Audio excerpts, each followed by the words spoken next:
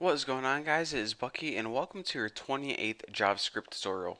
Now, before we continue talking about objects, I need to talk to you guys about something called an array. And the reason I need to do this is because objects use very often this thing called an array. So before I start talking to you about how to use an array with your objects, I need to actually teach you guys what an array is, why it's useful, how to create them, and all that fun stuff. So basically, I'm going to put it as simple as possible.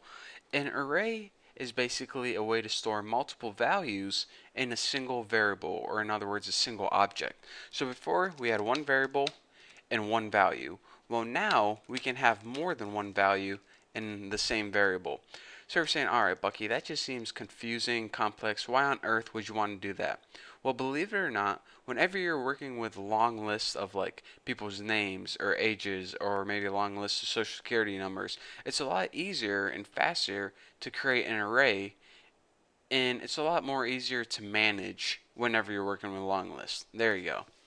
So let me show you guys a quick example of something you would need to create an array with. So for example, if you had to list like a bunch of people's names, you might do this: var person 1 equals Bucky, var person 2 equals Tommy, and you do this 800 times.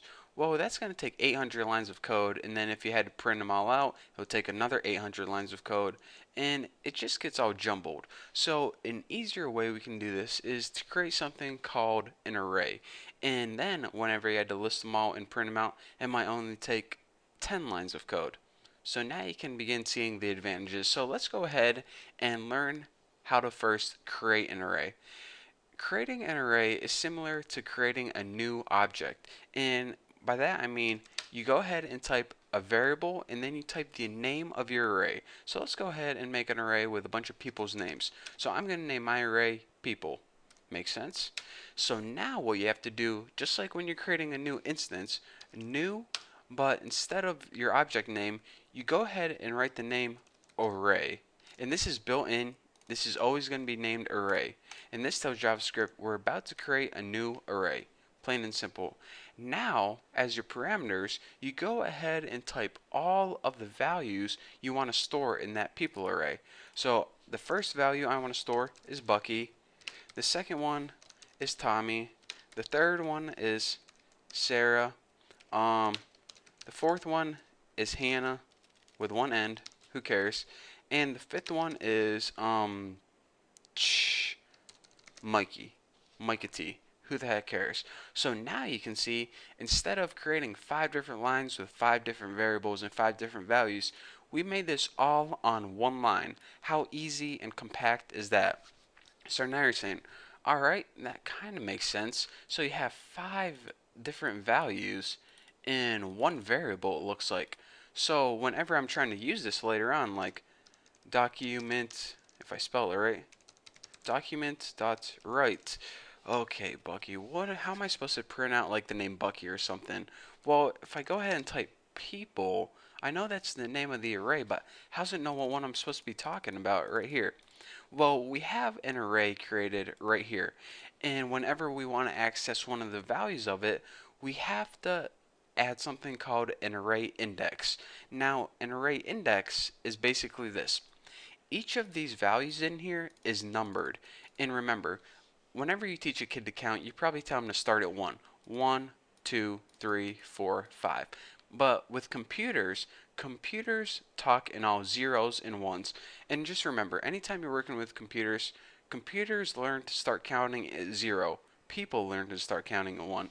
So this computer is going to say 0, 1, 2, 3, 4. So whenever you want to access this one, it wouldn't be 3, it would be 0, 1, 2.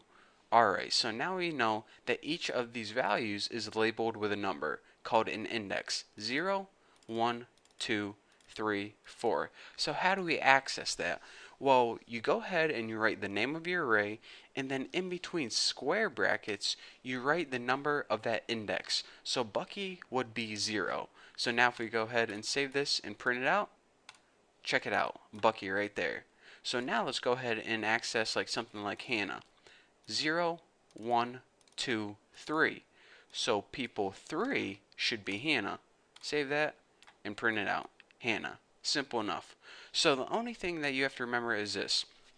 In order to create an array, just go ahead and write the name of your array, and then go ahead and write new array, and then write as many values as you want inside your array.